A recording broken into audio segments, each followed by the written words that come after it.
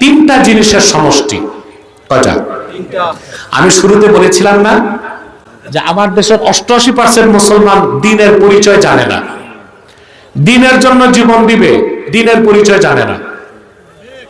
দ্বীনের পূর্ণাঙ্গ পরিচয় না জানার কারণে নিজেরা ঝগড়া বিবাদ করে, দাড়ি নিয়া, জুব্বা নিয়া, কুর্তা নিয়া, মাদ্রাসা নিয়া, ঠিক না? এই যে দ্বন্দ্ব সংঘাত, তার মূলভূত কারণ হচ্ছে দ্বীনের পরিপূর্ণ জ্ঞান না থাকা। কথা শুনতেছেন তো? তিনটা জিনিসের সমষ্টির নাম কি? দ্বীন। ইন্নাল ঈমান ওয়াল ইসলাম ওয়াল ইহসান ফামাজমুউ হাযিহি সালাসা আদ-দ্বীন। ঈমান, ইসলাম, ইহসান, তিনে মিলে দ্বীন ইসলাম। হইল না? পুরুষের কণ্ঠে বলো সুবহানাল্লাহ। কয়টা জিনিসের সমষ্টি? তিনটা। ঈমান, ইসলাম, ইহসান, তিনে মিলে দ্বীন ইসলাম।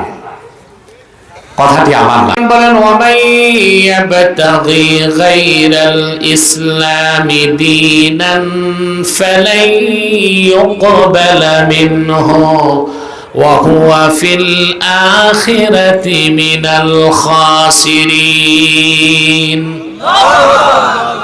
আর যে ব্যক্তি মুহাম্মদ সাল্লাল্লাহু আলাইহি ওয়াসাল্লামের আনিত দ্বীনের উপর ঈমান আনলো না,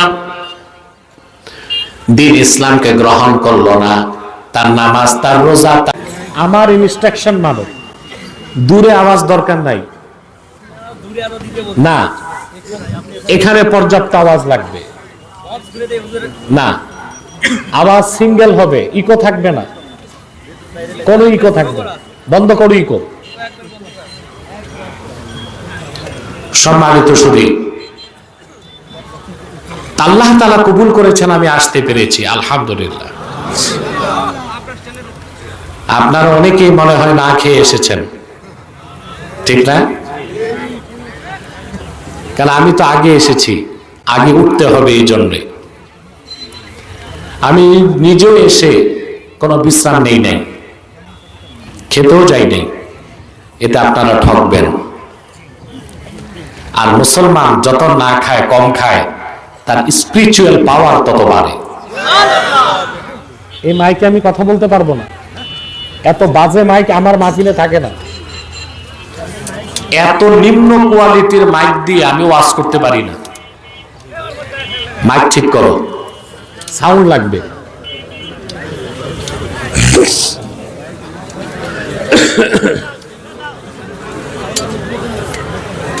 আপনার কথা বলবেন না, সাউন্ডটা ক্লিন করতে হবে। সাউন্ডটা তো ধরে রাখছে। এই ছেলে মাইকম্যান, কেন ঠিক করো নাই? বেয়াদব, দ্রুত করো।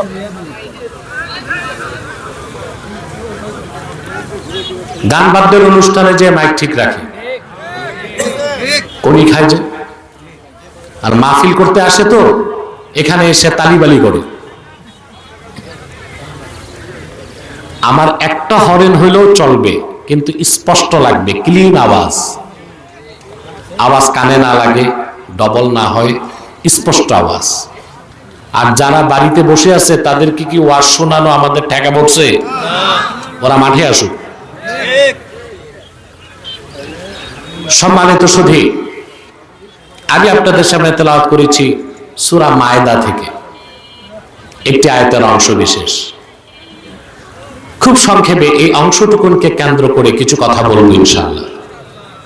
বলেন ইনশাআল্লাহ। আপনারা দূর দূর থেকে এখানে এসেছেন, এমনিতেই দিনের বেলা মাহফিল করে আপনাদের অভ্যাস নাই, তাও আপনারা চতুর্দিক থেকে চলে এসেছেন, লোক আসতেই আছে, আলহামদুলিল্লাহ।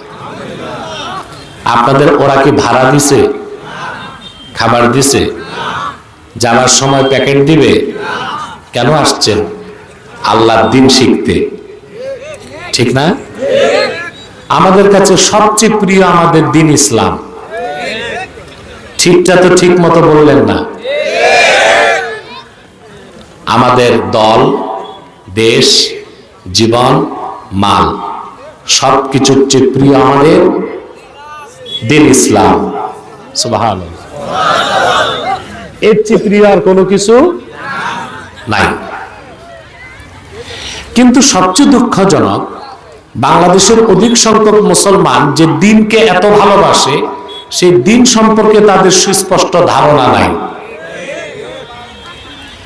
এই জন্য যেটা দিনের কাজ ওটাকে জরুরি মনে করে না, আর যেটা বড়দিন, দিন না, ওটাকে দিন মনে করে।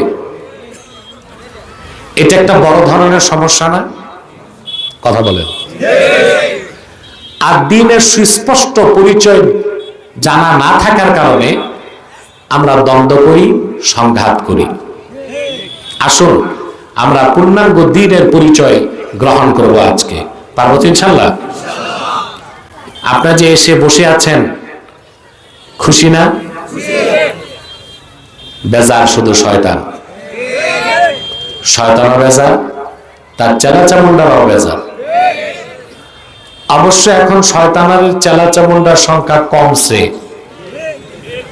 সেজন্যই তার তাফসির মাহফিলে বাধা নাই। আগে তো বাধা দিত, যাত্রা গান হতো, বাউল গান, 31 নাইট, বৈশাখী মেলা, অনুমতি লাগতো না। তাফসির মাহফিল শুনলেই কলিজায় আগুন জ্বলতো। শর্ত দিত 34টা। কতটা শর্ত দিত? যেন যুবকরা বিরক্ত হয়ে মাহফিল করা ছেড়ে দেয়। কিন্তু ওরা জানতো না যে দেশের যুবকরা আল্লাহর কোরআনের জন্য বুকের রক্ত ঢেলে দিতে জানে। হাজারো শর্ত দিয়া তাদেরকে কোরআনের মাহফিল থেকে সরানো যায় না, ঠিক না? এখন আমরা আজকে কিছুক্ষণ পরে মুনাজাত করব, বিদায় মুনাজাত। মুনাজাতে হাত তুললেই আপনার জিন্দেগীর সগীরা গুনাহগুলো আল্লাহ মাফ করে দিবেন। শয়তান কি এটা চায়? আপনাকে ওয়াসওয়াসা দিবে, উঠানো যায় কিনা। আমরা নেক নিয়ত করে শয়তানের নাপাক গালে একটি চপেটাঘাত করব। আমরা নিয়ত করছি কিছুক্ষণ পরে আজকের মুনাজাত করে গুনাহ মাফ করে নিষ্পাপ বেহেশতি আল্লাহওয়ালা হয়ে বাড়ি যেতে চাই। কারা কারা হাত তুলে আল্লাহ তাআলাকে দেখা?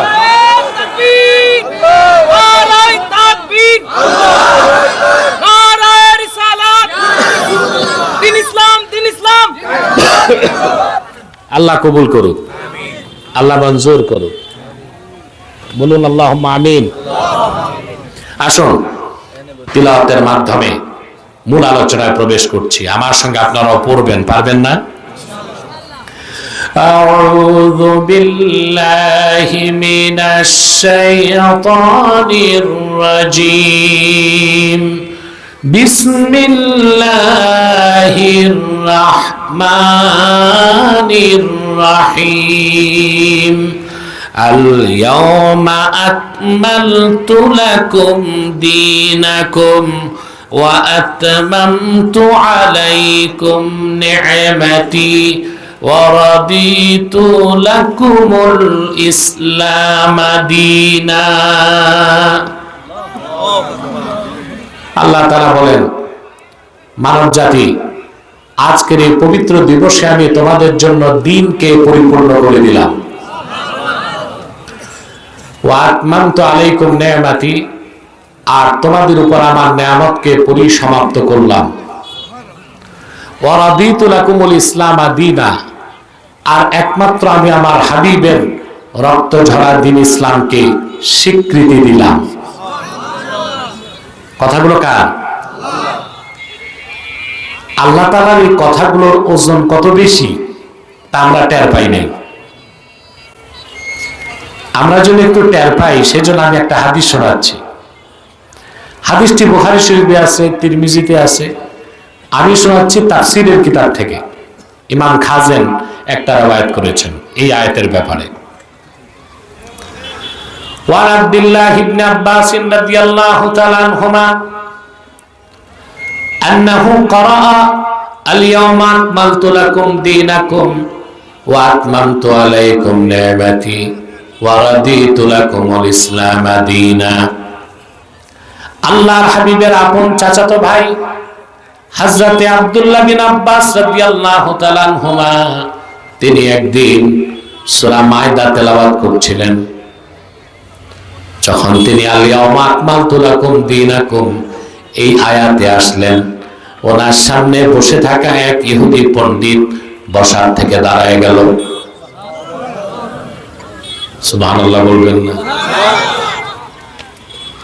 তা বোঝা যায় রাসূলুল্লাহর নূরের জমানায়, সাহাবায়ে কেরামের জমানায় ইহুদিরাও কোরআন শরীফ শুনতে পছন্দ করত, যদিও গ্রহণ কথা বলেন করতো না, কিন্তু কোরআন শুনতে মজা পাইতো কিনা। আব্দুল্লাহ বিন আব্বাসের সামনে ইহুদি পণ্ডিত দাঁড়ায় গেছে। ইহুদি আলেমের নাম কি ছিল তাফসীর খাজেনে নাই, কিন্তু আহমদ বিন হাম্বল তার মুসনাদে উল্লেখ করছেন ওই লোকটা ছিল ইহুদিদের সবচেয়ে বড় আলেম কাবুল আহবার। সাউন্ড আরো খুলবে। কি নাম ছিল? কাবুল। টাকা কথা বলেন। আমি কি মাঠে না কবরস্থানে? এটা ভুলে গেলে হবে? আমাকে তো সাপোর্ট দিতে হবে, টেকনিক্যাল সাপোর্ট দিতে হবে না? কাবুল আহবার মদিনা মুনাওয়ারায় তার চেয়ে বড় ইহুদি আলেম আর কেউ ছিল। কাবুল আহবার হযরত ইবনে আব্বাসকে বললেন, এত চমৎকার একটা আয়াত কোরআন কারীমের মধ্যে আছে, আমি তো জানতাম না। লাউ নাযালাত হাযিহিল আয়াতু আলাইনা লাত্তাখাযনা যালিকাল ইয়াওমা ঈদা। যদি এরকম একটা আয়াত আমাদের নবী মুসার উপর আল্লাহ নাজিল করতেন, খুশির চোটে আয়াত নাজিলের দিনটারে আমরা ঈদের দিন বানায় ফেলতাম। সুবহানাল্লাহ। এরকম একটা আয়াত যদি নাজিল হতো মুসার উপর, খুশির চোটে ঈদের দিন বানায় ফেলতাম। আব্দুল্লাহ বিন আব্বাস জবাব কি দিলেন এটা শোনেন।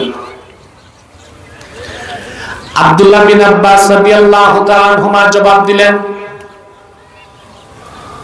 ক্বালা ওয়াল্লাহি ইন্নাহা নাযালাত আলা রাসূলিল্লাহি সাল্লাল্লাহু আলাইহি ওয়াসাল্লাম ফি ইয়াউমি ঈদাইন। আল্লাহর কসম তোমার জানা নাই, আল্লাহর নবী মুহাম্মদ সাল্লাল্লাহু আলাইহি ওয়াসাল্লামের উপর এই আয়াতটা নাজিল হয়েছে এমন একদিন যেই দিন ডবল ঈদ হয়েছে। দিনটা ছিল জুমার দিন, দিনটা ছিল হজের দিন। সুবহানাল্লাহ।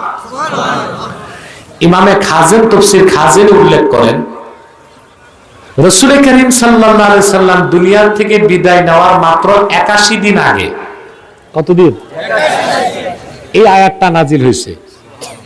মনে থাকবে ভাই? 81 দিন আগে রাসূল করিম সাল্লাল্লাহু আলাইহি সাল্লাম 23 বছর দিনের দাওয়াত দিয়েছেন, আরাফার ময়দানে উপস্থিত হয়েছেন। রাসূলুল্লাহর সামনে উপস্থিত ছিল 1,24,000 সাহাবী। আল্লাহু আকবার বলবেন না? দিনটা ছিল জুমার দিন, দিনটা ছিল হজের দিন। আসর নামাজের শেষ সময়, মাগরিবের কিছু আগে আল্লাহর হাবিব কুষ্টির পিঠে বসা ছিলেন। এমন সময় জিবরিল চলে আসলো এই আয়াত নিয়ে। আল্লাহ ঘোষণা করলেন, আল ইয়াওমা আকমালতু লাকুম দীনাকুম ওয়া আতমামতু আলাইকুম নি'মাতি। পরে মানব জাতি, আজকে আমি তোমাদের জন্য দ্বীন ইসলামকে পরিপূর্ণ করে দিলাম। আল্লাহর এই কথাটার ওজন বুঝছেননি? জি না, এত সহজ না। আমরা বুঝি নাই, কিন্তু ইহুদি আলেম বুঝছিল। কথা বলেন। এর জন্য কি বলছিল যে মুসার উপর নাজিল হইলে এই আয়াত নাজিলের দিনকে কি বানাইতাম? আমাদের বানানোর দরকার নাই, কারণ আয়াতটা রাসূলুল্লাহর কাছে নাজিল হয়েছে 2 ঈদের দিন। এক ঈদ ছিল জুমা, আর এক ঈদ ছিল হজ। সুবহানাল্লাহ। ভালো করে বুঝেন, তাহলে আপনি বুঝতে পারবেন। সুবহানাল্লাহ। আপনি দিনদার হয়ে আপনার দান কত বাড়ছে। আপনি বুঝতে পারবেন যে মুহাম্মদ সাল্লাল্লাহু আলাইহি ওয়াসাল্লামের উম্মত হওয়ার চেয়ে বড় কোনো গৌরবের বিষয় নাই। সুবহানাল্লাহ বলেন। এবার আমি এক কথাই বুঝাই, আল্লাহর দ্বীনের দাওয়াত নিয়ে এসেছেন আদম নবী, এরপরে নূহ নবীর পর নবী এসেছেন, 1 লক্ষের উপর নবী রাসূল হাজার হাজার বছর দ্বীনের দাওয়াত দিয়েছেন, দিন তো পরিপূর্ণ হয় নাই।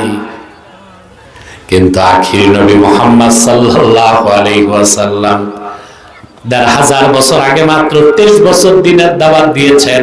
আল্লাহ রাব্বুল আলামিন তার দ্বীনকে পরিপূর্ণ করে দিয়েছেন।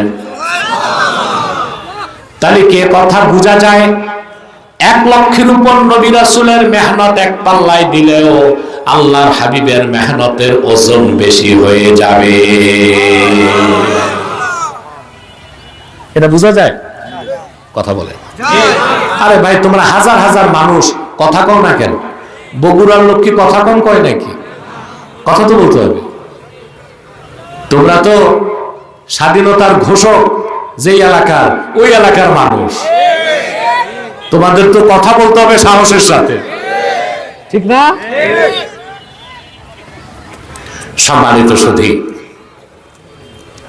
তাহলে 1 লক্ষের উপর নবী রাসূলের মেহনত এক পাল্লায় দিলেও আল্লাহর হাবিবের মেহনতের ওজন বেশি হয়ে যাবে। সুবহানাল্লাহ বলেন। সেজন্যই তো আমার ভাইয়েরা, পূর্বের নবীদের কাছে জিবরিল কয়বার এসেছেন? ইব্রাহিম খলিলের কাছে 10 বার, কারো কাছে 30 বার, কারো কাছে 50 বার, ঈসা নবীর কাছে 400 বারের বেশি। কিন্তু আল্লাহর দ্বীনের শিক্ষা দেবার জন্য কোরআন নিয়ে জিবরিল আল্লাহর হাবিবের কদমে এসেছেন 24,000 বার। কতবার? সুবহানাল্লাহ। আল্লাহর হাবিবের কদমে 1000 বছর আগে জিবরিল এসেছেন 24,000 বার। সুবহানাল্লাহ, সুবহানাল্লাহ। আল্লাহ তার হাবিব মুহাম্মদ সাল্লাল্লাহু আলাইহি ওয়াসাল্লামের 23 বছরের দাওয়াতের কারণে 1000 বছর আগে দ্বীন ইসলামকে পরিপূর্ণ করে দিয়েছেন। এখন আসেন শাব্দিক কিছু ব্যাখ্যা নিব। কি আপনারা তাফসীরুল কোরআন লেখছেন না? কথা বলেন। খুব দুঃখ লাগে আমার, বাংলাদেশে লেখা থাকে তাফসীরুল কোরআন, কিন্তু বক্তা একদিন আব্দুল ওহাব মন্ডল কই যায়? দোয়া নিয়ে যেতে হবে।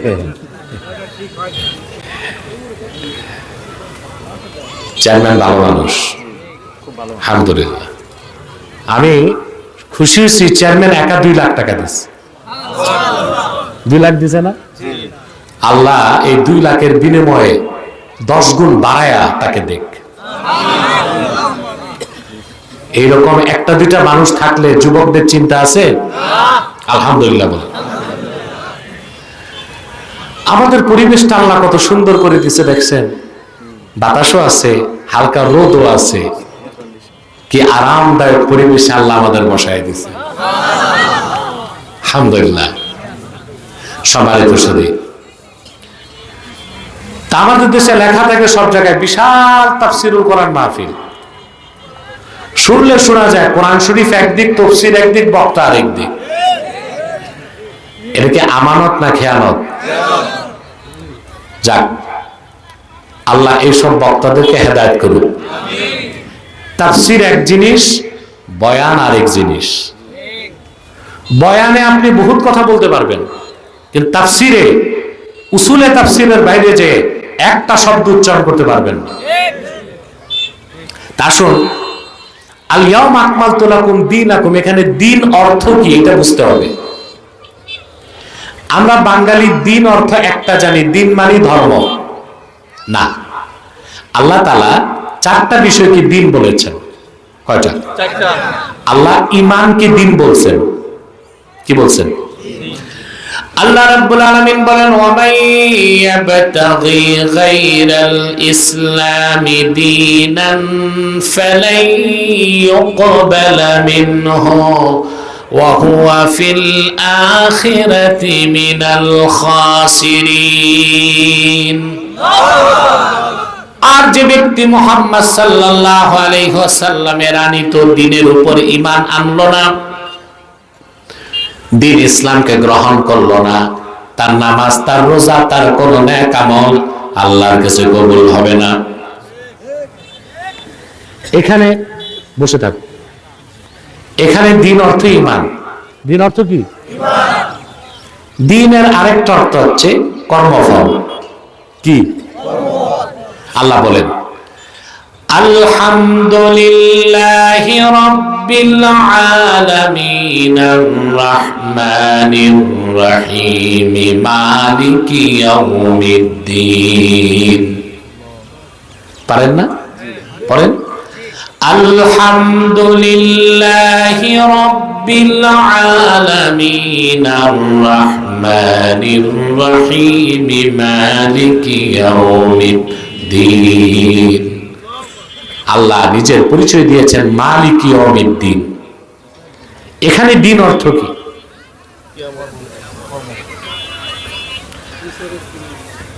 এখানে হচ্ছে মালিক ইয়াউমিল জাযা, বিচার দিন, যেদিন আল্লাহ ভালো কাজের পুরস্কার দিবেন, খারাপ কাজের তিরস্কার। তা দিন শব্দের একটা অর্থ ঈমান, দিনের আরেকটা অর্থ কর্মফল। যেমন আরবিতে বলা হয় কামা তাদিনু তুদান, যেমন কর্ম তেমন ফল। As you sow so you reap. তা দ্বীনের একটা অর্থ আল্লাহ নিছেন ঈমান, দ্বীনের আরেকটা অর্থ নিছেন কর্মফল। দ্বীনের আরেকটা অর্থ হচ্ছে ইবাদত, ইতাআত। একটা কি? ইতাআত। আল্লাহ রাব্বুল আলামিন বলেন وَمَا أُمِرُوا إِلَّا لِيَعْبُدُوا اللَّهَ مُخْلِصِينَ لَهُ الدِّينَ। এখানে দিন মানে ইতাআত। ওমা উমিরু ইল্লা লিয়াবুদুল্লাহ, আই ওয়ামা উমিরু ইল্লা লিওয়াহিদুল্লাহ। পূর্বের সমস্ত জাতিদের কাছে এটাই নির্দেশ ছিল, তারা যেন আল্লাহর তাওহীদকে বিশ্বাস করে আর ইতাআত বা আনুগত্য যেন আল্লাহর জন্য খালেস করে। দ্বীন শব্দের একটা অর্থ আল্লাহ নিয়েছেন ঈমান, দ্বীনের আরেকটা অর্থ নিয়েছেন কর্মফল, দ্বীনের আরেকটা অর্থ নিয়েছেন আনুগত্য। আল্লাহ তাআলা সূরা মায়দায় বলেন আল-ইয়াওমা আকমালতু লাকুম দীনাকুম। এখানে দ্বীন মানে হচ্ছে মুহাম্মদ সাল্লাল্লাহু আলাইহি ওয়াসাল্লামের শরীয়ত, আহকাম, বিধিবিধান। সুবহানাল্লাহ বলেন। তো দ্বীনের কত অর্থ পাইছি? চারটা। আল্লাহ তার হাবিব মুহাম্মদ সাল্লাল্লাহু আলাইহি সাল্লামের দ্বীনকে, মুহাম্মদ সাল্লাল্লাহু আলাইহি সাল্লামের মাধ্যমে আল্লাহ তাআলা যে পূর্ণাঙ্গ দ্বীন পাঠিয়েছেন, সেই দ্বীনটারই নাম আল্লাহ দিয়েছেন দ্বীনুল ইসলাম। কি নাম? দ্বীনুল ইসলাম। এই দ্বীন তিনটা জিনিসের সমষ্টি। কয়টা? আমি শুরুতে বলেছিলাম না যে আমার দেশের 88% মুসলমান দ্বীনের পরিচয় জানে না, দ্বীনের জন্য জীবন দিবে, দ্বীনের পরিচয় জানে না। দ্বীনের পূর্ণাঙ্গ পরিচয় না জানার কারণে নিজেরা ঝগড়া বিবাদ করে, দাড়ি নিয়া, জুব্বা নিয়া, কুর্তা নিয়া, মাদ্রাসা নিয়া। ঠিক না? এই যে দ্বন্দ্ব সংঘাত, তার মূলভূত কারণ হচ্ছে দ্বীনের পরিপূর্ণ জ্ঞান না থাকা। কথা শুনতেছেন তো? তিনটা জিনিসের সমষ্টির নাম কি? দ্বীন। ইন্নাল ঈমান ওয়াল ইসলাম ওয়াল ইহসান ফামাজমুউ হাযিহি সালাসা আদ-দ্বীন। ঈমান, ইসলাম, ইহসান, তিনে মিলে দ্বীন ইসলাম। হইল না? পুরুষের কণ্ঠে বলো সুবহানাল্লাহ। কয়টা জিনিসের সমষ্টি? তিনটা। ঈমান, ইসলাম, ইহসান, তিনে মিলে দ্বীন ইসলাম। কথাটি আমার না, বুখারী শরীফ একটা হাদিস এসেছে, হাদিসটি মুসলিমে আছে, হাদিসটি মেশকাতে আছে, রিয়াদুস সালিহিনে আছে, তিরমিজিতে আছে, আহমদ বিন হাম্বলের মুসনাদে আছে, শুআবুল ঈমানে আছে, অনেক কিতাবে আছে। হাদিসটির প্রসিদ্ধ নাম হাদিসে জিবরিল। হযরত জিবরিল একদিন আল্লাহ রাসূলের কাছে আসলেন মানুষের সুরতে। সুবহানাল্লাহ। এসে সাহাবায়ে কেরাম বসা, জিবরিল মানুষের সুরতে যে আসছে কোনো সাহাবী চিনতে পারেনি। তো মুসলিম শরীফে এসেছে ফাসনাদা রুকবাতাইহি ইলা রুকবাতাইন নবী ওয়া ওয়াদা কাফাইহি আলা ফাখিজাইহি। জিবরিল এসে তার দুই হাঁটু রাসূলুল্লাহর দুই হাঁটুতে লাগাই দিয়েছে, আর জিবরিল তার দুই হাত আল্লাহর হাবিবের দুই রানের উপর রেখে নামাজে যেভাবে মানুষ তাশাহুদে বসে ওইভাবে জিবরিল বসে জিবরিলের মাথাটা রাসূলুল্লাহর নূরের সিনা মোবারকের দিকে নত করে দিয়েছে। আল্লাহু আকবার।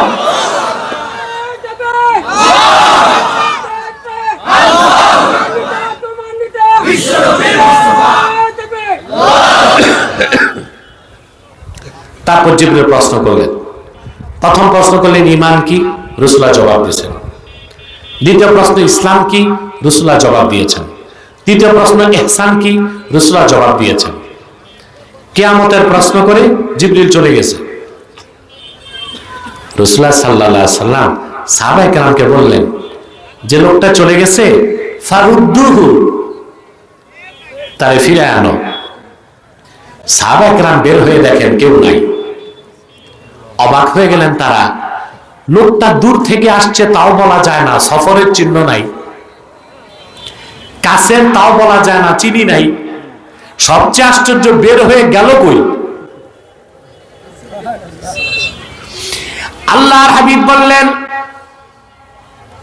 সাহাবায়ে কেরাম যে লোকটা প্রশ্ন করেছে আমি উত্তর দিয়েছি, এই লোকটা কোনো মানুষ নয়, হাজা জিবরিল আতাকুম ইউআল্লিমুকুম দীনাকুম।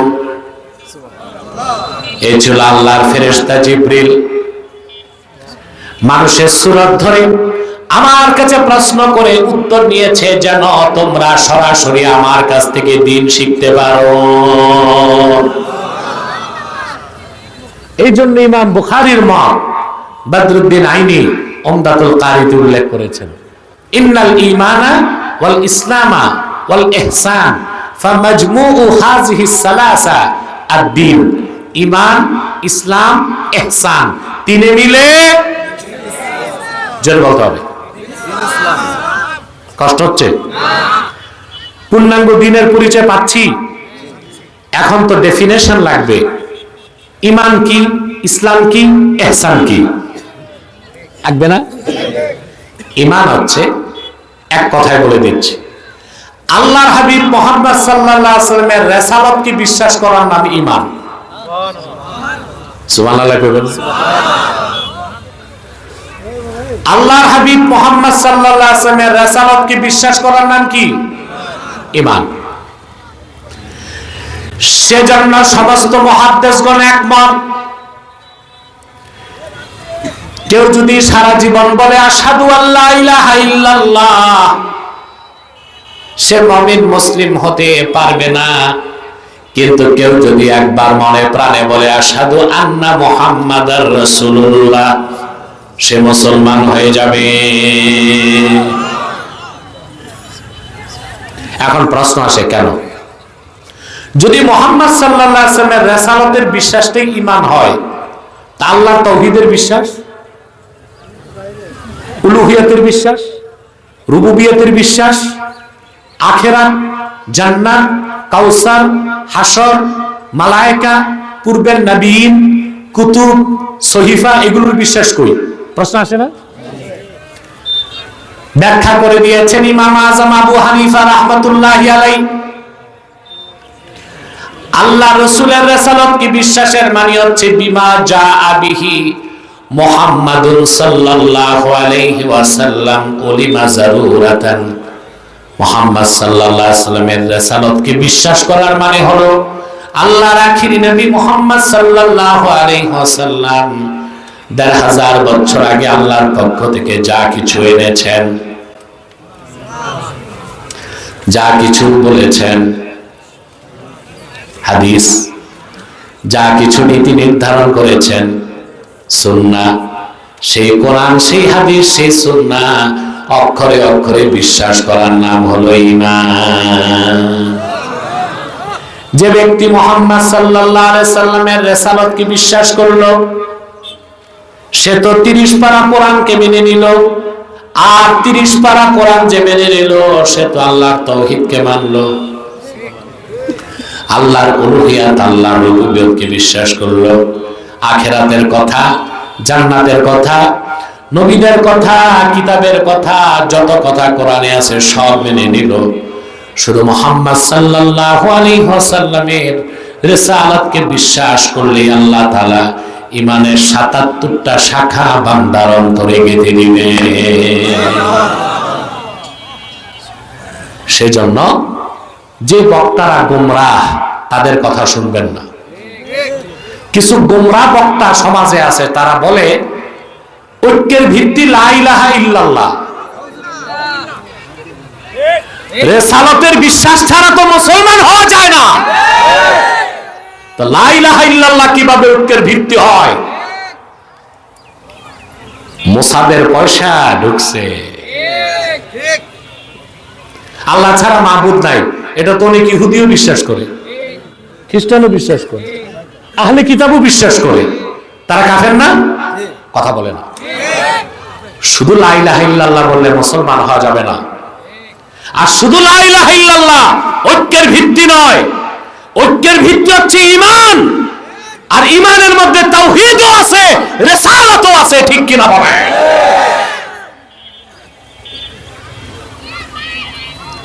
বাংলাদেশের মানুষ দুঃখ লাগে এই জাতির জন্য, এরা প্রতারিত হয়। কি হয়? পীর একজন লেবাস ধরলে সব জায়গায় মুরিদ হয়, যাচাই করে না পীর ঠিক না বেঠিক। বক্তা একটা যদি ভাইরাল হইতে পারে, বক্তাদের নাম তো ভিন্ন ভিন্ন, মোটিভেশনাল স্পিচার, কথা বলে ভাইরাল হইতে পারলে হুজুগে বাঙালি না, না বুঝে বাঙালি। তারপরে ওই ভণ্ডগুলো মধুর সাথে বিষ মিশায়া ঈমান নষ্ট করে। কাফের মুশরিক দূরে থাক, কোন বাতিল ফেরকার সাথে মুসলমান ঐক্য করতে পারে না। মুসলমান ঐক্য করবে মাসলাকে মাসলাকে, গোল টুপি, লম্বা টুপি, আলিয়া, কওমি সবাই এক হইতে পারবে। এটা মাসলাক। এটা কি মাসলাক? বুঝলেন নাই? জনপুর, ফুরফুরা, দেওবন্দ, কওমি, আলিয়া, সাদা টুপি, কালো টুপি, গোল টুপি, লম্বা টুপি, সবাই এক প্ল্যাটফর্মে আসা যাবে। এটা হচ্ছে মাসলাক। এটা কি? কিন্তু কোন বাতিল ফেরকার সাথে ঐক্য করা, যদি কোন বাতিল ফেরকার সাথে ঐক্য করা যেত, তাহলে আলী রাদিয়াল্লাহু তাআলা আনহু খারিজিদের সাথে ঐক্য করতেন। করছেন? খারিজিদের সাথে ঐক্য করছেন হযরত আলী? ইরাকের হারুরা নামক এলাকায় 12,000 খারিজির বিরুদ্ধে হযরত আলী যুদ্ধ করেছেন, 8,000 খারিজিকে হত্যা করেছেন। অতএব হযরত আলীর উত্তরসূরিরা কোন কাফের মুশরিক বাতিলের সাথে ঐক্য করতে পারে না। আবু জাহেলের উত্তরসূরিরাই ইহুদিদের এজেন্ডা বাস্তবায়ন করতে কাফের মুশরিকদের সাথে ঐক্য করতে পারে।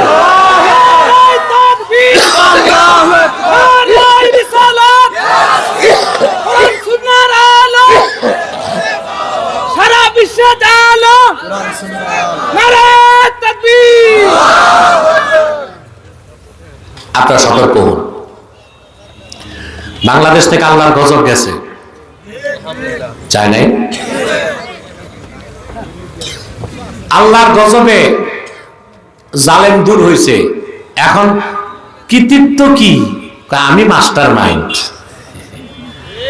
কোন দল বলে আমি করছি, আব্বাসি বলে কোন আন্দোলনে ফেসিবাদ যায় নাই, আল্লাহর গজবে ধ্বংস হয়েছে। কিসে? আল্লাহর গজবে। কিন্তু ইহুদিরা বাংলাদেশে রোল প্লে করার চেষ্টা করছে। বিলিয়ন বিলিয়ন ডলার তারা এখন বাংলাদেশে খরচ করতেছে। কারণ ইহুদিদের একটা সূত্র হচ্ছে take chance for change, take chance for change, অর্থাৎ তুমি সুযোগ বুঝে ঝোঁক বুঝে কোপ মারো, ঝোঁক বুঝে। এখন দেখছে বাংলাদেশে এখন আছে পলিটিক্যাল ক্রাইসিস, রাজনৈতিক দলে দলে দ্বন্দ্ব, এলাকা এলাকায় দ্বন্দ্ব, কেউ বিজয়ী কেউ পরাজিত। এটা একটা পলিটিক্যাল ক্রাইসিস না? এই পলিটিক্যাল ক্রাইসিসে পশ্চিমারা চাচ্ছে বাংলাদেশকে একটা সেকুলার রাষ্ট্র বানায় দিতে। কি বানায় দিতে? একটা সেকুলার রাষ্ট্র বানায় দিতে, যেখানে মসজিদ থাকবে কিন্তু আজান মাইকে হবে না, সাউন্ড বক্সে হবে। পশ্চিমারা যদি তাদের স্বপ্ন বাস্তবায়ন করতে পারে, কোন মাহফিল মাঠে হবে না, নিয়ম করবে সব মাহফিল হবে ইনডোরে। আপনি জানেন না ওরা কি চাচ্ছে বাংলাদেশে? পশ্চিমারা চাচ্ছে ইনক্লুসিভ গভর্নমেন্ট, অর্থাৎ মুসলমানরাও রাষ্ট্র ক্ষমতায় যাবে, কাফের মোশরিক বেঈমানদেরকেও রাষ্ট্র ক্ষমতায় রাখতে হবে। তো শুধু বাংলাদেশে কেন চাও? আমেরিকায় কয়জন মন্ত্রী দিছো তোমরা রাষ্ট্র ক্ষমতায়? একটা মেয়ে মুসলিম কংগ্রেস উচ্চ কক্ষে জায়গা পেয়েছিল, ওমর ইলহান, তাকে মার্কিন পার্লামেন্টে কথা বলতে দেয় নাই। 30 কোটি মুসলমান হিন্দুস্তানে কয়জন মুসলমানকে মন্ত্রী বানিয়েছে? ব্রিটেনে লক্ষ লক্ষ মুসলমান আছে, কয়জন মুসলমানকে এমপি বানিয়েছে? বাংলাদেশে ইনক্লুসিভ গভর্নমেন্ট চায়, অর্থাৎ গুরুত্বপূর্ণ মন্ত্রণালয়গুলো দিবে খ্রিস্টানদেরকে, ইহুদিদেরকে, হিন্দুদেরকে, আর মুসলমান মুলাটা নিয়ে থাকবে। মুসলমান এখন এই বাংলাদেশ আজকে নয়, 440 হিজরিতে 1000 বছর আগে সুলতান মাহমুদ বলখি মাহি সাওয়ার ইসলামের ঝান্ডা এনে বগুড়ার মহাস্তাগরে উড়াই দিয়েছে। 1000 বছর আগে বগুড়াতে ইসলাম এসেছে, পরবর্তীতে শাহজালাল এসেছে, শাহ ফারহান এসেছে, শাহ মখদুম এসেছে, শাহ কারামত আলী জনপুরি এসেছেন। ওলি আউলিয়া যেখানে, ওলি আউলিয়া যেখানে, মিলাদ কিয়াম যেখানে, কুরআন সুন্নাহ যেখানে, আব্বাসি হুজুর যেখানে, নারে তাকবীর, নারে রিসালাত। আমার ভাইরা, অতএব এই বাংলাদেশ হচ্ছে আউলিয়া কেরামের পদধন্য বাংলাদেশ। এখানে ইসলাম বিরোধী কোন এজেন্ডা বাস্তবায়ন হতে দেওয়া হবে না। রাজি আছেন? অতএব কোন বাতিল ফেরকার সাথে ঐক্য নাই, যে কোনো মাসলাকের সাথে ঐক্য হইতে পারে, যে কোনো মাসলাকের সাথে ঐক্য হইতে পারে। কথা বুঝতেছেন? আমার ভাইয়েরা, কয়টা জিনিসের সমষ্টির নাম দিন? প্রথম হচ্ছে ঈমান। ঈমানের সংজ্ঞা বুঝছেন? আল্লাহর হাবিবের রাসালাতকে বিশ্বাস করার নাম কি? সুবহানাল্লাহ কইবেন না? তারপরে হচ্ছে ইসলাম। তারপরে কি? ইসলাম। ইসলাম কি? ইসলাম হচ্ছে ওয়া আসলুহু মিনাস সিলমে হুয়াল ইনকিয়াদুজ যাহির মা শারতে ইনকিয়াদিল বাতিল। ঈমান আনার পরে আল্লাহ তার রাসূলের আনুগত্যকে বিনা প্রশ্নে মেনে নেওয়ার নাম ইসলাম। সুবহানাল্লাহ। যেমন নামাজ, কার আনুগত্য? রোজা। এখন ঈমান আনার পর আপনি নামাজ পড়বেন, রোজা রাখবেন, যাকাত দিবেন, বোঝা গেল আপনি মুমিন এবং মুসলিম। ঈমান আছে, ইসলামে ঢুকছেন। সুবহানাল্লাহ। কিন্তু যার ঈমান নাই, সে যদি নামাজ পড়ে, রোজা রাখে, তাকে মুসলিম বলা যাবে? অধিকাংশ আলেমের একটা সহিহ হাদিস সম্পর্কে ভুল ধারণা আছে, বলবো? মুসলিম শরীফের হাদিস, আল্লাহর হাবিব ইরশাদ করেছেন, মান সাল্লা সালাতানা ওয়াস্তাকবালা কিবলাতানা ওয়া আকালা যাবিহাতানা ফাযালিকাল মুসলিম। যে লোকটি আমাদের নামাজ পড়লো, আমাদের কিবলাকে মানলো, আমাদের জবাইকৃত পশুর গোশত খেলো, সে লোকটা মুসলিম। এখন কারো ঈমান নাই কিন্তু আমাদের সাথে নামাজ পড়লো, কিবলা মানলো, আমাদের জবাইকৃত পশুর গোশত খেলো, সে লোকটা কি মুসলিম? হাদিসের অর্থ হচ্ছে ঈমান আনার পরে যে নামাজ পড়লো সে মুসলিম। ঠিক না? দেখেন, ঈমানের জায়গা হচ্ছে কলব। এখন আপনার অন্তরে ঈমান আছে না নাই এটা একমাত্র কে জানেন? আপনি যে মুসলিম, আমি আপনার কাছে মেয়ে বিয়ে দিব, আপনাকে যে মসজিদে ঢুকতে দিব, আপনারে যে সালাম দিব, আমি বুঝবো কেমনে? আপনার পরিচয়টা মুসলিম হিসেবে দেখাইতে হবে। সেটা হচ্ছে ঈমান আনার পর আপনাকে নামাজ পড়তে হবে, আমাদের কিবলা মানতে হবে কাবা, আমাদের জবাইকৃত পশুর গোশত খেতে হবে। তাহলে বোঝা যাচ্ছে ঈমান আনার আগে ইসলামে ঢোকা যায় না, মুমিন না হয়ে মুসলিম হওয়া যায় না। কথা বুঝতেছেন?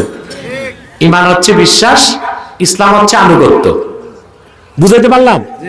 3 নাম্বার কি? আমি যে আলোচনায় বসছি ভাই, 50 মিনিট চলে গেছে।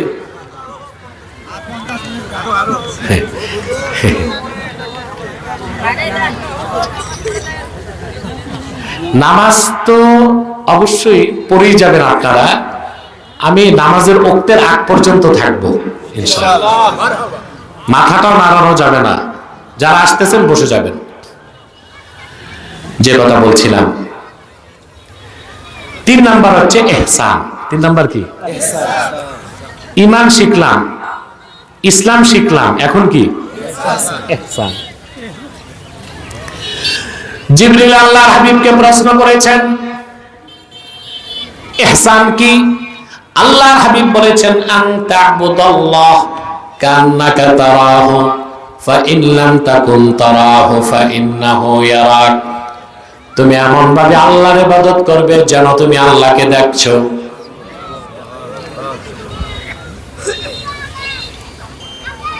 যদি এই ক্ষমতা না থাকে, মনে করবা আল্লাহ তোমারে দেখছেন। সুবহানাল্লাহ বলবেন। এই ইহসানের আরেক নাম ইখলাস, অর্থাৎ ইবাদত করতে হবে কার জন্য? জোরে বলেন। এই যে ঈমান, ইসলাম, ইহসান, তিনে মিলে দিন ইসলাম। ব্যক্তি যখন ঈমান আনে তখন তার পরিচয় মুমিন। তারপরে সে যখন শরীয়ত মানে তার নাম মুসলিম। যখন তার ইবাদত আল্লাহর জন্য খাঁটি করে দেয় তখন তার নাম মুহসিন। যে লোকটা মুহসিন হয় সে পুরাপুরি দিনদার, কারণ আল্লাহর দ্বীনের সব তার অন্তরে আছে। ঈমান আছে, ইসলাম আছে, ইহসান আছে, তার নাম মুহসিন। আর যে মুহসিন তার আরেক নাম মুত্তাকি। মুহসিন বান্দাকে 1 সেকেন্ডের জন্য আল্লাহ জাহান্নামে দিবেন না। প্রথম কি? মুমিন। প্রথম কি? একটা কথা জানেন ভাই, আল্লাহর হাবিবের ঈমানদার উম্মত যারা মুমিন, তাদের যদি আমলনামায় নেক নাও থাকে, জাহান্নামে গেলেও কোন একদিন জান্নাত পাবে।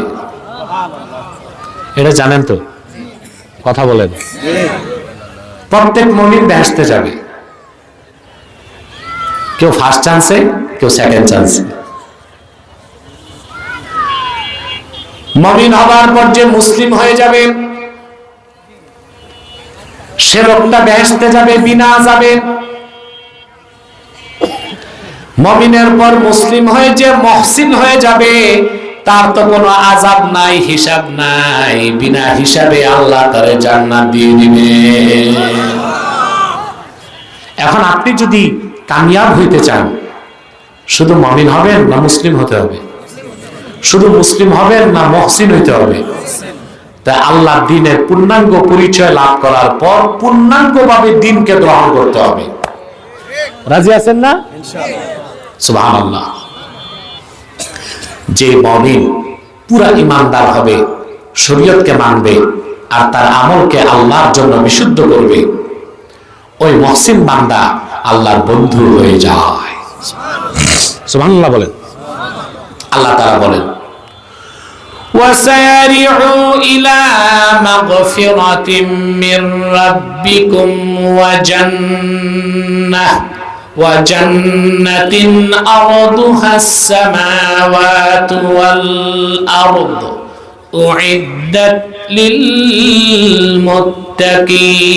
لِلْمُتَّقِينَ الذين ينفقون في السراء والضراء والكاظمين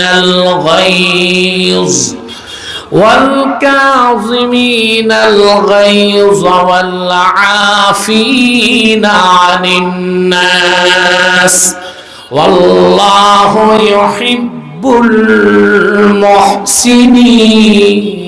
المحسنين।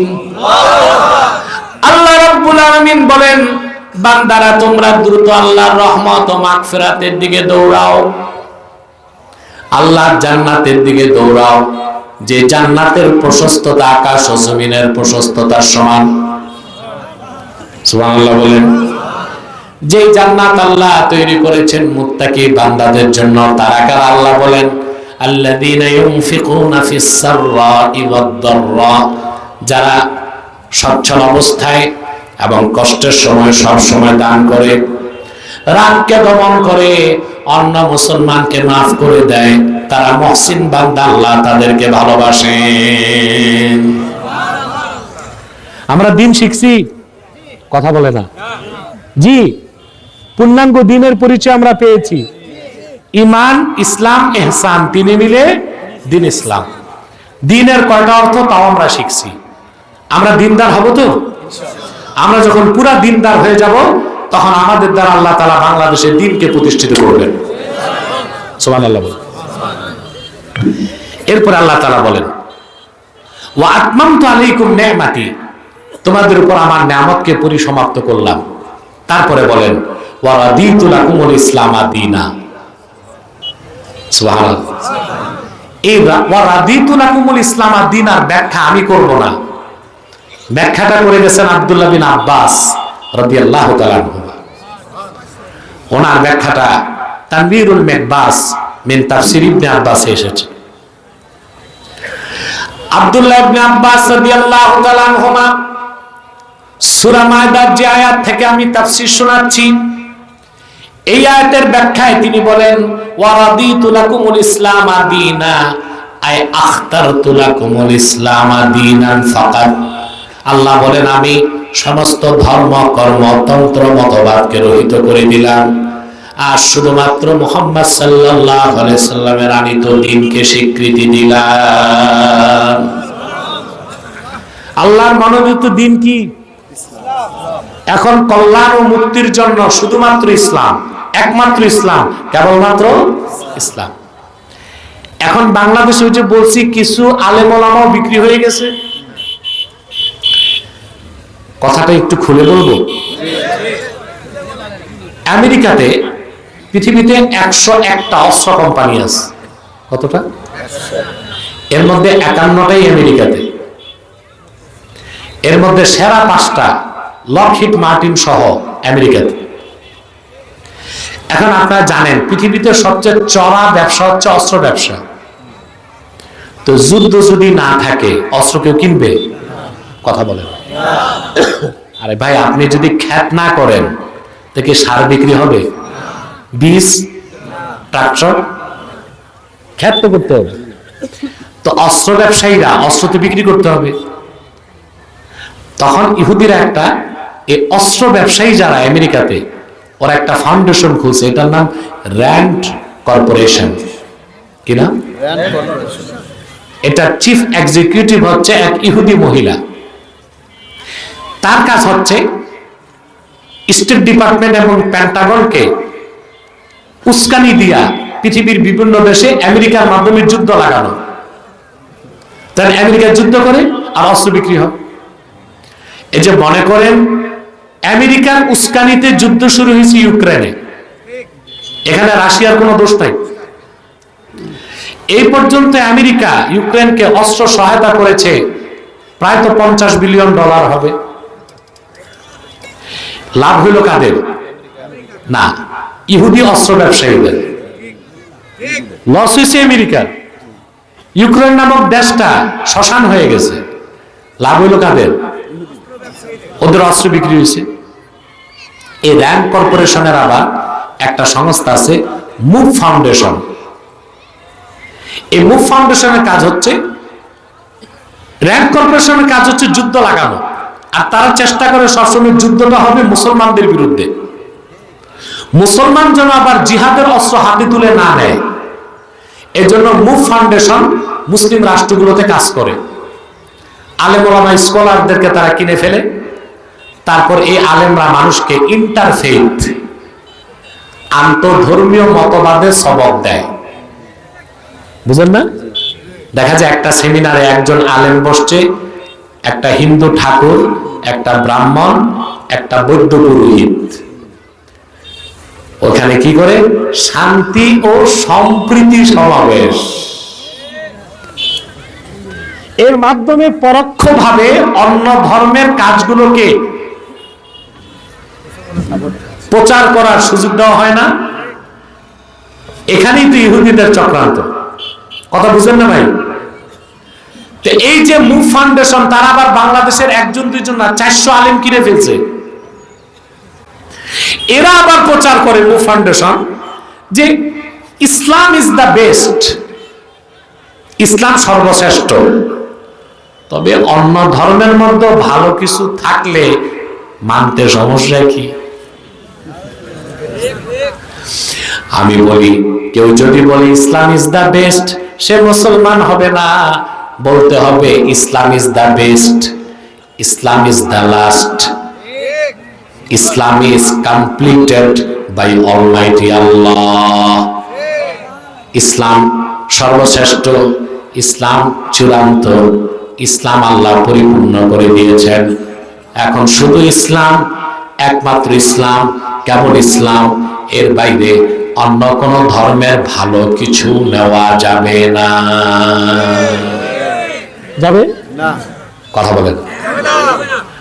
আচ্ছা ভাই, আমরা জানি না ইহুদি ধর্ম মুসা নবী আনছে? কথা বলেন। আর খ্রিস্টান ধর্ম ঈসা নবী।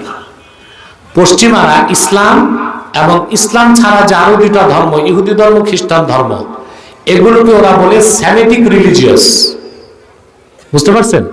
সেমেটিক রিলিজিয়ন, আসমানি ধর্ম। কি বলে? হ্যাঁ, আসমানি ধর্ম বলে। কি বলে? আরবিতে আকাশকে বলে সামা, সামা থেকে সেমেটিক। অর্থাৎ যে ধর্মগুলো কোনো এক সময় আসছে কোত্থেকে? আসমান থেকে। ঠিক আছে, মেনে নিলাম ইহুদি ধর্ম এক সময় আসমান থেকে আসছে, এখন তার আসমানি ধর্মটা নাই। খ্রিস্টান ধর্ম আসমান থেকে এসেছিল, এখন তার সেটা নাই, মানারও সুযোগ। আমি একটা উদাহরণ দিই। পৃথিবীতে সবচেয়ে এক্সপেন্সিভ মেডিসিন হচ্ছে ক্যান্সারের কেমোথেরাপি, ঠিক না ভাই? জার্মানের তৈরি 1 বোতল কেমোথেরাপির দাম 1,20,000 টাকা। কত? কয় শিশি? 1 শিশি। এখন আপনি 1 শিশি কিনছেন 1,20,000 টাকা দিয়ে। এটার তারিখ হচ্ছে 7ই জানুয়ারি বিকাল 5টা পর্যন্ত। আগামীকাল 8ই জানুয়ারি ওই 1 শিশি ওষুধের দাম কত? 1 টাকা 20 পয়সা কেউ কিনবে? মুসা নবী আল্লাহর কাছ থেকে যে দ্বীন এনেছিলেন, শরীয়ত, ঈসার আগমনের মাধ্যমে তার ডেট ফেল হয়ে গেছে। ঈসা নবী যে শরীয়ত এনেছিলেন 1,500 বছর আগে আল্লাহর আখিরি নবী মুহাম্মদ সাল্লাল্লাহু আলাইহি ওয়াসাল্লামের মাধ্যমে দ্বীন ইসলামকে পাঠিয়ে আল্লাহ ঈসা কর্তৃক আনিত শরীয়তকে ডেট ফেল করে দিয়েছেন, রিজেক্টেড হয়ে গেছে। ঈসার শরীয়ত মেয়াদ উত্তীর্ণ হয়ে গেছে। এখন আর ঈসার শরীয়ত বা ধর্মের কিছু মানা যাবে না, মুসার শরীয়ত বা ধর্মের কিছু মানা যাবে না। ওয়া রাদিতু লাকুমুল ইসলাম দীনা, শুধু মুহাম্মদ সাল্লাল্লাহু আলাইহি ওয়াসাল্লামের আনিত দিন ইসলামকে মানতে হবে। মেয়াদ উত্তীর্ণ কোন জিনিস ভালো হইলেও নেওয়া যাবে না। বুঝলেন? ওয়া রাদিতু লাকুমুল ইসলাম দীনা, আল্লাহ যেন আমাদেরকে কথাটা বুঝাতে পারছি। ঈসা নবী যে শরীয়ত এনেছিলেন ১৫০০ বছর আগে মুহাম্মদ সাল্লাল্লাহু আলাইহি ওয়াসাল্লামের শরীয়তের মাধ্যমে আল্লাহ ঈসার আনিত শরীয়তকে রিজেক্ট করে দিয়েছেন, মেয়াদ উত্তীর্ণ করে দিয়েছেন। ওই শরীয়ত মানার কোনো সুযোগ নাই। আর ঈসা নিজেও আছে আকাশে, কিয়ামতের আগে মুহাম্মদ সাল্লাল্লাহু আলাইহি ওয়াসাল্লামের উম্মত পরিচয়ে নেমে আসবেন। আল্লাহ আমাদেরকে এই কথাগুলো বোঝার তৌফিক দান করুন। সাদাকাল্লাহুল আযীম ওয়া সাদাকা রাসূলুহুন নবিয়ুল কারীম ওয়া নাহনু আলা যালিকা মিনাশ শাহিদিন ওয়াশ শাকিরিন আলহামদুলিল্লাহি রাব্বিল আলামিন। আরে ভাই, ওয়াজ হইছে চলে যাবা, তোমরা কি আউলিয়া কেরাম নাকি? মুনাজাত লাগবে না? কথা বলেন। একটা লোক উঠার চেষ্টা করবা না মুনাজাত ছাড়া, বসে যাও। বিদায় লগ্নে প্রিয় বগুড়াবাসী, কয়েকটা কথা বলে যাই। আপনারা বিভিন্ন দল ও মতের লোক এখানে আছেন, আছেন না? দলীয় মতভেদ থাকতেই পারে, থাকুক। 3টা ইস্যুতে আমরা এক হয়ে যাব। কয়টা বিষয়? একটু ডানে চেপে ওদিক তাকায় বসে। এই কয়টা ইস্যু? ইসলামের সুমহান স্বার্থ রক্ষায় আমরা ঐক্যবদ্ধ হয়ে যাব। মুসলমানদের মৌলিক দাবিগুলো আদায়ে আমরা ঐক্যবদ্ধ হয়ে যাব। আর বাংলাদেশের স্বাধীনতা রক্ষায় আমরা ঐক্যবদ্ধ হয়ে যাব। মনে থাকবে? আমাদের এই 3টি স্বার্থের বিরুদ্ধে কাজ করতেছে বাংলাদেশে 3টি অমুসলিম সম্প্রদায়। এর মধ্যে সবচেয়ে জঘন্য হচ্ছে কুখ্যাত কাদিয়ানী সম্প্রদায়। নিঃসন্দেহে তারা কাফের এবং অমুসলিম।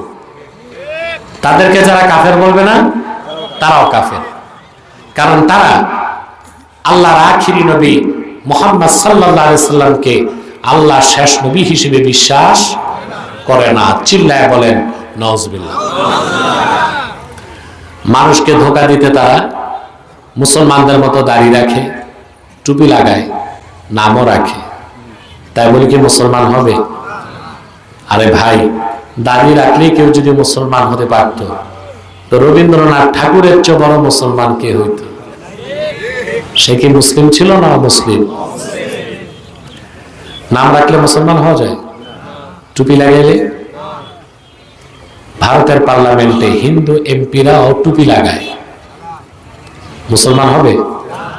নাম রাখলে? এক শয়তান বোতলে পেশাব করে উপরে লেবেল লাগাইছে শরবত। ওটা কি শরবত হবে? ভিতরে কি? তদ্রুপ কাদিয়ানীরা কাফের। আব্দুল আউয়াল, আব্দুল সামাদ, মোবাশ্শের আলী, কবির চৌধুরী, শাহরিয়ার কবির আর নিঝুম মজুমদার, এসব নাম রাখার দ্বারা তারা মুসলমান হতে পারে না। আমার ভাইরা, আমার বন্ধুরা, আমার আল্লাহ ও নূর নবীজি আমার মুহাম্মদ সাল্লাল্লাহু আলাইহি ওয়াসাল্লামের ইসলাম ও কোরআনের হাজার হাজার হাজার বছর পরে বর্তমান ভারতের কুখ্যাত পাঞ্জাবের কুখ্যাত গুরুদাসপুরের কুখ্যাত কাদিয়ানে ইংরেজ আমলে এক শয়তান নিজের নবী দাবি করছে। চিল্লায় বলেন নাউজুবিল্লাহ। ওই শয়তানটার নাম রেখেছিল তার বাপ মির্জা গোলাম আহমদ কাদিয়ানী। সাবধান, তাকে গোলাম আহমদ বলা যাবে না, কারণ গোলাম আহমদ অর্থ আহমদ এর গোলাম। কোন কাফের কোনদিনও গোলাম আহমদ এর গোলাম হতে পারে না। আর কাদিয়ানের কাজ্জাব ছিল শেষ দরজার কুখ্যাত কাফের। সে গোলাম আহমদ এর গোলাম ছিল না, সে ছিল কুখ্যাত শয়তানের কুখ্যাত গোলাম। কাদিয়ানের কাজ্জাব মিথ্যানুগতের দাবিদার মির্জা গোলাম শয়তান কাদিয়ানির উপর গজব এসেছে 1908 সালে। যখন গজব এসেছে, কাদিয়ানের কাজ্জাব মিথ্যানুগতের দাবিদার ইংরেজদের পা চাটা গোলাম মির্জা গোলাম শয়তান কাদিয়ানি 1908 সালে ধ্বংস হয়ে কুখ্যাত জাহান্নামের কুখ্যাত কুকুরে পরিণত হয়েছে। তার অনুসারীরাও ধ্বংস হয়েছে। কিছু কাদিয়ানি বাংলাদেশে আছে। ইতিমধ্যেই তারা বাংলাদেশে 100 সেন্টার করে ফেলছে। কত? আপনাদের বগুড়া তো করছে 100 সেন্টার করে ফেলছে। বাংলাদেশে যখন হিন্দুদের সাথে একটা সমস্যা চলতেছিল, ওই সুযোগে তারা আরো 3টা নতুন সেন্টার করছে। কত আফসোস আমাদের জন্য। তারপরে তারা নাম পরিবর্তন করে করে মিথ্যা পরিচয় দেয়। কথা বুঝতে পারছেন? কখনো নিজেদের পরিচয় দেয় আহমদী জামাত, কখনো বলে আহমদিয়া জামাত, কখনো বলে আহমদী সম্প্রদায়, কখনো বলে আহমদিয়া সম্প্রদায়, কখনো বলে আহমদী মুসলিম জামাত, কখনো বলে আহমদিয়া মুসলিম জামাত। সাবধান, যত কাদিয়ানি ছিল আছে থাকবে, তারা কেউ আহমদী জামাত নয়, আহমদিয়া জামাত নয়, আহমদী সম্প্রদায় নয়, আহমদিয়া সম্প্রদায় নয়, আহমদী মুসলিম জামাত নয়, আহমদিয়া মুসলিম জামাত নয়, তারা শয়তানি জামাত, কুখ্যাত জাহান্নামের কুখ্যাত কুকুরের দল। আমাদের সকল দলের একটাই দাবি, অনতিবিলম্বে স্বাধীন বাংলায় শয়তান কাদিয়ানীদেরকে রাষ্ট্রীয়ভাবে অমুসলিম ঘোষণা করতেই হবে, করতেই হবে, করতেই হবে। এই দাবি আদায়ে যদি তাহরিকে খাতমে নবুয়ত বাংলাদেশ জান ও মাল দেবার ডাক দেয়, কারা কারা প্রস্তুত আছেন হাত তুলে দেখান। নারায়ে তাকবীর, নারায়ে রিসালাত। সম্মানিত সুধী, শয়তান কাদিয়ানীদেরকে অর্থনৈতিক সহযোগিতা করবেন না? করবেন? করেন? জি। প্রাণ কোম্পানির যত জিনিস তাদের, প্রাণ কোম্পানির জিনিসগুলো তাদের, তাদের সেজান কোম্পানির জুস, আরএফএল এর পণ্য, এগুলো তাদের। প্রথম আলো নামের প্রথম অন্ধকার পত্রিকা, ডেইলি স্টার এবং কালের কণ্ঠ, এগুলো তাদের। এগুলো ধরবেন না, কিনবেন না, বেচবেন না, মনে থাকবে। আরেকটা মুসলিম সম্প্রদায় আমাদের বিরুদ্ধে কাজ করছে, এটা হচ্ছে ঈসাই জামাত, খ্রিস্টানদের গোপন একটা দল। 1975 সালে মাঠে নামছে, এখনো তারা কাজ করে যাচ্ছে। 2.5 লক্ষ পরিবারকে তারা খ্রিস্টান বানায় ফেলছে। তাদের উদ্দেশ্য কি জানেন? ইন্দোনেশিয়া থেকে তারা যেমন খ্রিস্টানরা পূর্ব তিমুর একটা খ্রিস্টান রাষ্ট্র বানাইছে, সুদান থেকে দারফুরকে আলাদা করে একটা খ্রিস্টান রাষ্ট্র বানাইছে, বাংলাদেশের পার্বত্য অঞ্চলকে আলাদা করে একটা খ্রিস্টান রাষ্ট্র বানাতে চায়। এক সাগর রক্তের বিনিময়ে তা হতে দেওয়া হবে না। সেজন্য খ্রিস্টান মিশনারির বিরুদ্ধে ওলামায়ে কেরামকে বেশি বেশি কথা বলতে হবে, মনে থাকবে। 3, আরেকটা বাতিল ফেরকা বের হয়েছে আপনাদের কাছাকাছি টাঙ্গাইল থেকে, হিজবুত তাওহীদ। এটা হিজবুত তাওহীদ না, হিজবুত শয়তান। এদের কাজ হচ্ছে আলেম ওলামা থেকে জনগণকে সরায় দেওয়া। আপনারা জানেন যে বকরির পালের রাখাল নাই, ওই বকরি যায় বাঘের পেটে, আর যেই জাতির নেতৃত্বে আলেমরা নাই, ওই জাতি যায় বিজাতির খপ্পরে।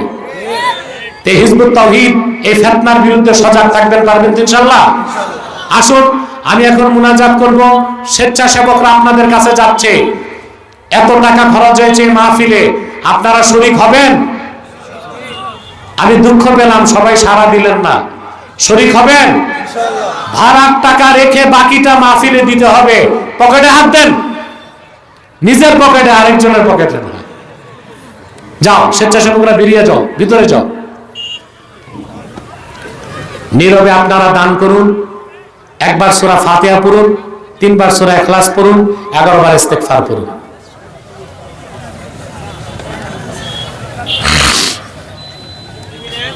মুনাজাত না করে একটা লোকও পরকাপল নিয়ে যাবেন না।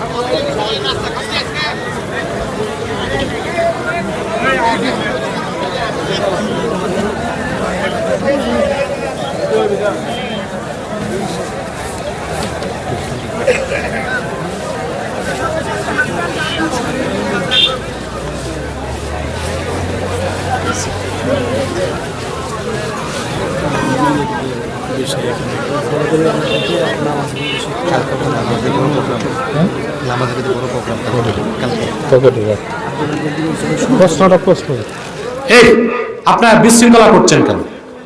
বসেন।